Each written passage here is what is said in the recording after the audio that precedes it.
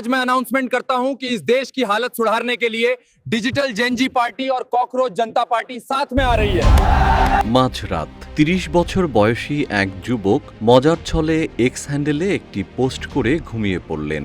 ভোরের আলো ফুটতেই ফোনের একের পর এক নোটিফিকেশনের শব্দে ঘুম ভাঙে তার। ফোন খুলেই অবাক যুবক, রাতারাতি তিনি হয়ে গেছেন দেশের তরুণদের নতুন নেতা। ঘটনা শুরু ১৫ মে। ভারতের প্রধান বিচারপতি সূর্যকান্ত এক মন্তব্যে তরুণদের তেলাপোকার সঙ্গে তুলনা করেন। তার দাবি, চাকরি না পেয়েও তরুণরা সোশ্যাল মিডিয়ায় সবাইকে আক্রমণ করে, আর এতেই ক্ষোভে ফেটে পড়ে জেনজি প্রজন্ম। সেই ক্ষোভেই কিছুটা মজার ছলে একটা পোস্ট দেন বোস্টন ইউনিভার্সিটির শিক্ষার্থী অভিজিৎ। এক্সে তিনি লেখেন, সব তেলাপোকা একসঙ্গে বের হলে কি হবে। ব্যাস, পোস্টটি মুহূর্তেই ভাইরাল। ঝড়ের গতিতে ছড়িয়ে পড়ে সেই বার্তা। মাত্র একদিনের মধ্যেই চালু হয়ে যায় তেলাপোকা জনতা পার্টির ওয়েবসাইট ও সোশ্যাল মিডিয়া অ্যাকাউন্ট।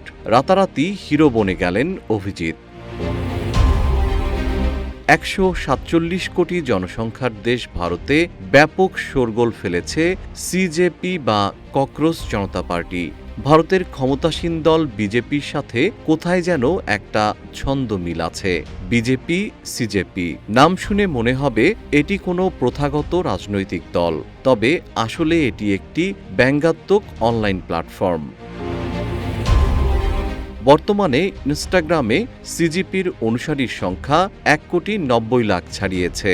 ভারতের যে কোনো রাজনৈতিক দলের চেয়েও এটি বেশি। এই ব্যঙ্গাত্মক ডিজিটাল প্ল্যাটফর্মের প্রতিষ্ঠাতা অভিজিৎ দীপকে। তিনি পুনে থেকে সাংবাদিকতায় স্নাতক করেন। বর্তমানে তিনি যুক্তরাষ্ট্রের বোস্টন ইউনিভার্সিটিতে পাবলিক রিলেশনস বিষয়ে স্নাতকোত্তর করছেন।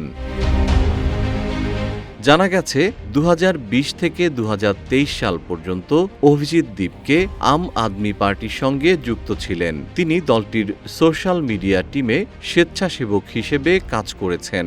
২০২০ সালের দিল্লি বিধানসভা নির্বাচনে কেজরিওয়ালের দলের হয়ে মিমভিত্তিক ডিজিটাল প্রচারণায় তিনি বড় ভূমিকা রাখেন।